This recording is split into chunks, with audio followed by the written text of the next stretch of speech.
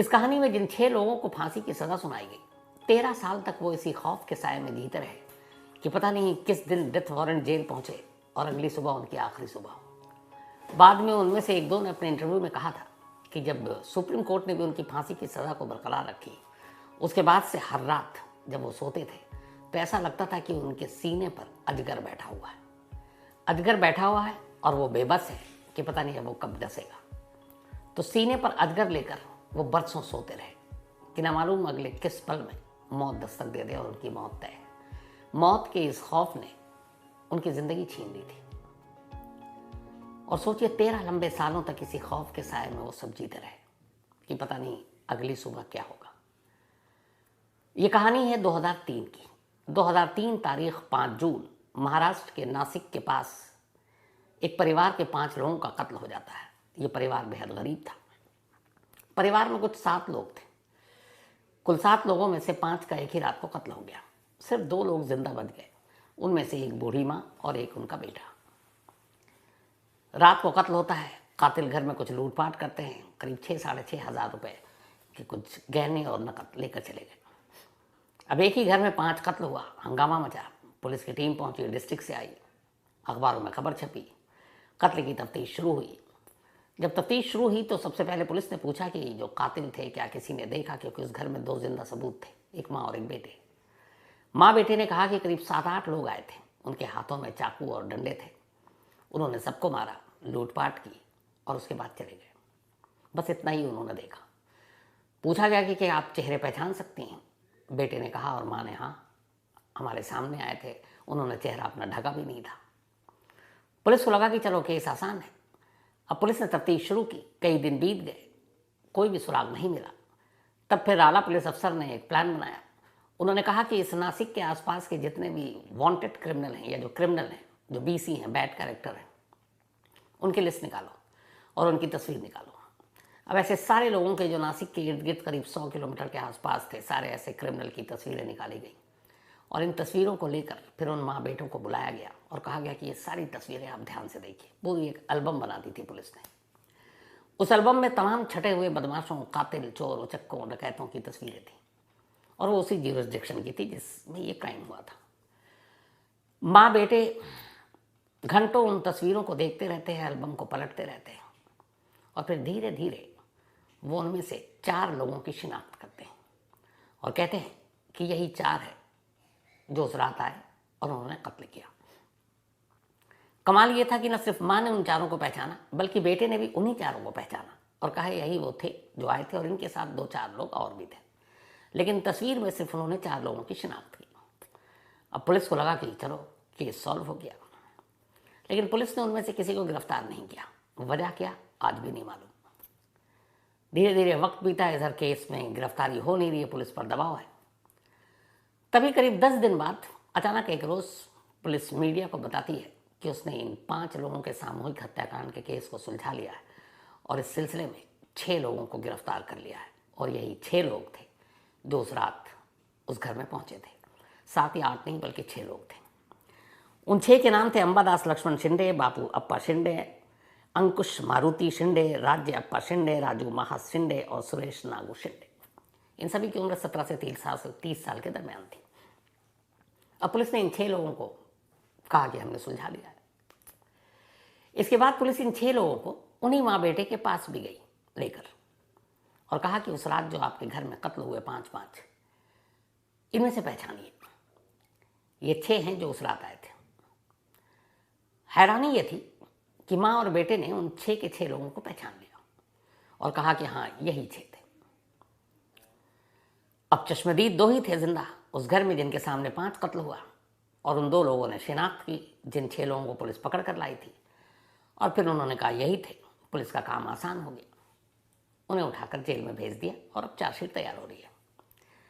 कमाल की बात यह थी कि जो पुलिस ने खुद अपना एल्बम तैयार किया था और जिनमें से 4 लोगों की शिनाख्त उन्हीं माँ बेटों ने कुछ दिन पहले किया था और ये जो बाद में 6 पकड़े गए, इन 6 में से उन 4 में से कोई नहीं था।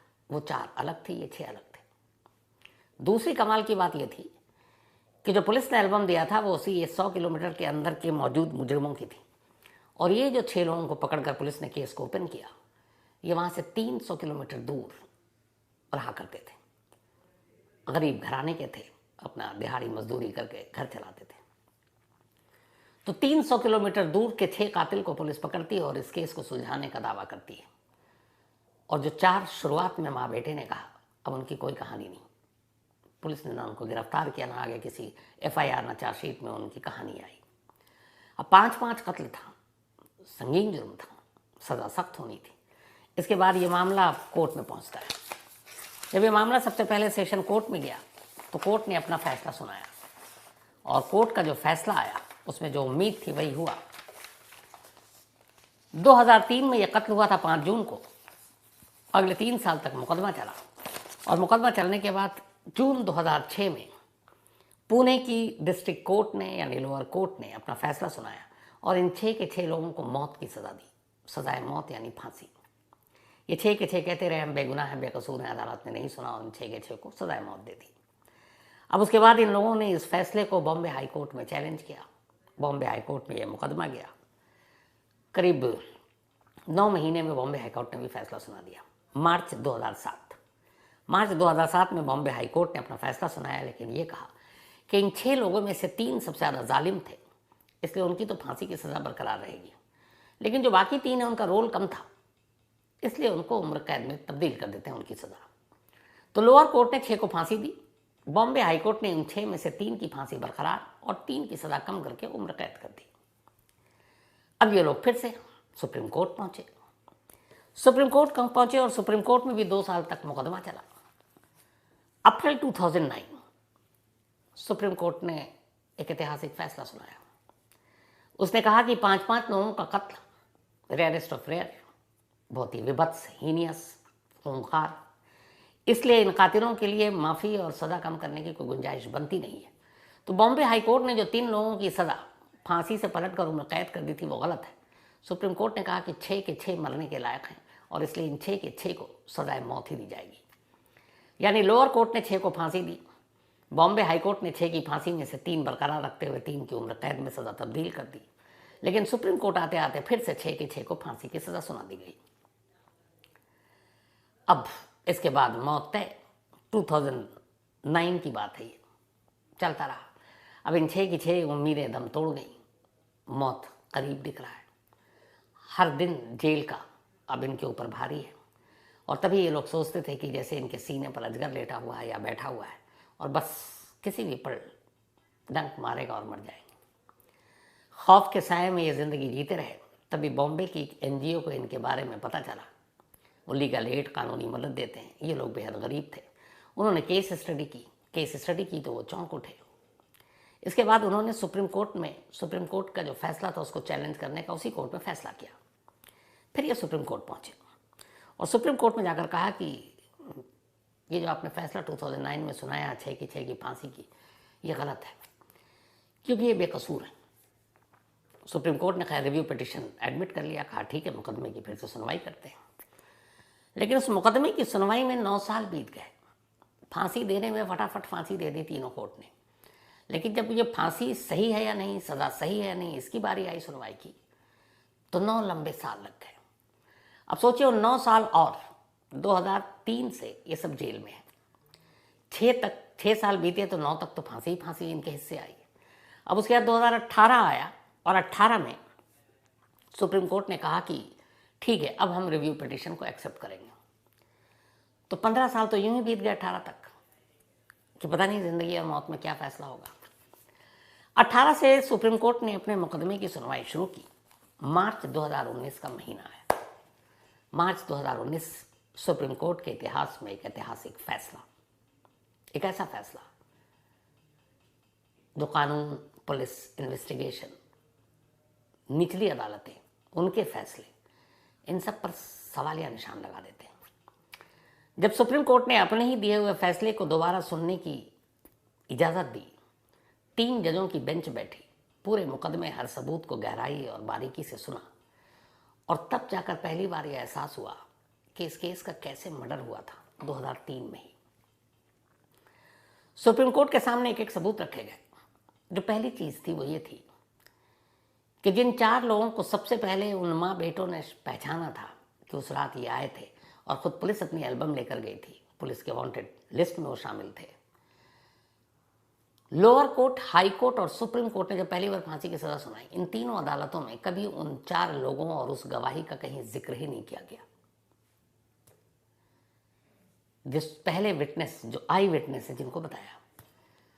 अब ये सोचिए कि एक केस है और उसमें 2 ही गवाह हैं और कोई गवाह नहीं, और वो दोनों गवाह गवाही दे रहे हैं, 4 लोगों को पहचान रहे हैं, और वो पूरे केस के ट्रायल में नदारत। वो 4 तस्वीरें, वो 4 क्रिमिनल, न पुलिस ने कभी गिरफ्तार किया, न कभी कोर्ट में पेश किया, न चार्जशीट में उनका नाम मेंशन किया, और घर वालों को कुछ और समझाया। सुप्रीम कोर्ट को ये बात बहुत अटपटी लगी। फिर सुप्रीम कोर्ट ने कहा कि अच्छा, ये 6 लोग कब्र डाल पर आए। तो पता चला कि जिस घर में ये कत्ल हुआ 5 जून 2023 को, वहां से 300 किलोमीटर दूर ये 6 लोग अपने परिवार के साथ रहते थे। जब उनकी हिस्ट्री निकाली गई तो पता चला कि वो जिस जगह पर रहते थे वहाँ पैसे और इनकी मजदूरी और दिहाड़ी इतनी कम थी कि तो बाहर जाने का सोच भी नहीं सकते थे, क्योंकि जिस दिन बाहर जाएंगे पता नहीं घर में चूल्हा जलेगा कि नहीं जलेगा। तो ये कभी अपने उस इलाके से निकले ही नहीं बाहर। तो जो शख्स कभी निकला नहीं और उसके सारे गवाही के लिए दर्जनों लोग मौजूद हैं, और ये कोर्ट में कहा भी गया, लोअर कोर्ट में सुनवाई नहीं हुई। वो शख्स 300 किलोमीटर जाएगा और उसी 5 जून 2003 के आसपास की बात है ये, और फिर लौट आएगा, ये पॉसिबल ही नहीं है, क्योंकि ये लोग कभी उस इलाके को छोड़कर गए ही नहीं थे और इनके पास जाने के लिए इतने पैसे नहीं थे। 300 किलोमीटर जाने के लिए आप या तो बस पकड़ोगे या ट्रेन पकड़ोगे, कैब और कार करके तो ये जा नहीं सकते। तो अदालत को ये लगा कि जब कत्ल हुआ सब ये गांव में थे।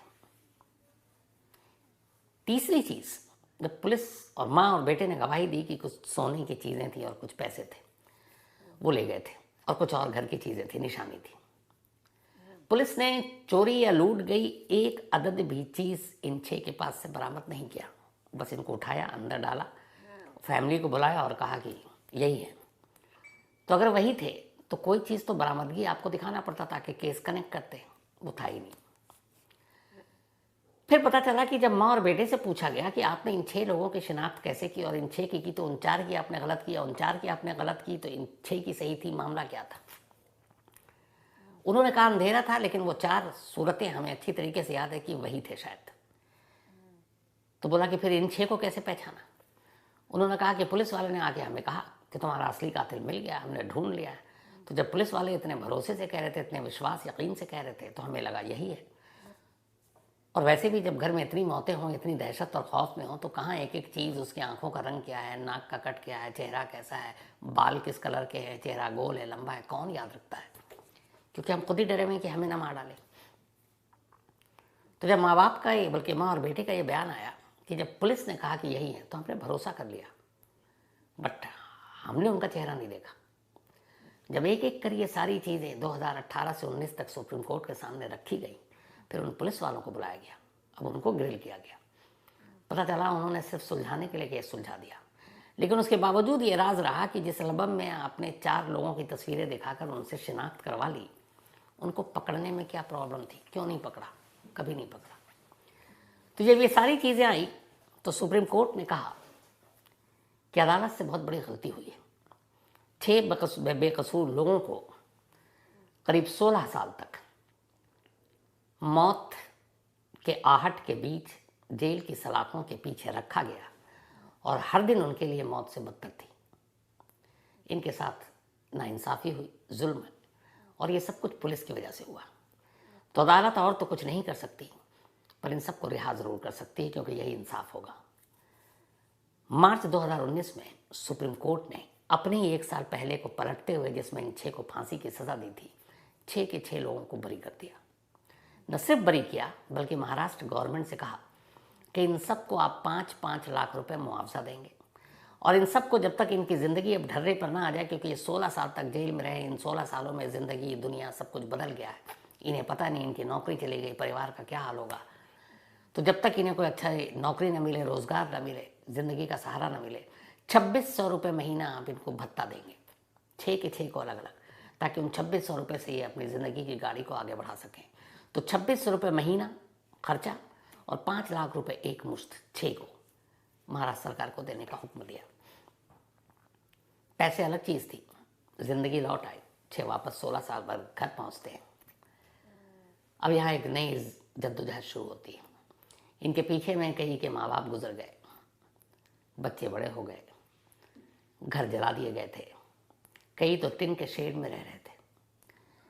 कोई इनके करीब नहीं आता क्योंकि एक ठप्पा लगा था, ये कातिल के बच्चे हैं, ये कातिल की पत्नी है, ये कातिल के माँ बाप हैं। कोई उन्हें नौकरी नहीं देता, कोई उन्हें दिहाड़ी काम नहीं देता, बस जिंदा रहने के लिए जी रहे थे। वापस आते हैं ये लोग, बड़ी मुश्किल से फिर से अपनी ज़िंदगी को दोबारा शुरू करते हैं। इनमें 2 सगे भाई भी थे। और अब धीरे धीरे कुछ अच्छे लोग भी हैं हमारी दुनिया में, कुछ NGOs भी हैं, वो इनकी ज़िंदगी को वापस पटरी पर लाने में इनकी मदद करते हैं। और अब ये सभी अपने परिवार के साथ एक नई ज़िंदगी जी रहे हैं। लेकिन इस कहानी का दूसरा पहलू ये है कि 5 जून 2003 को जो 5 लोगों का कत्ल हुआ था, उसका असली कातिल आज भी आज़ाद है, कहीं है। और बहुत मुमकिन है कि पुलिस और कानून पर दूर बैठा कहीं हंस रहा होगा कि ये हमारा कानून, ये हमारी पुलिस। तो ये थी आज की कहानी।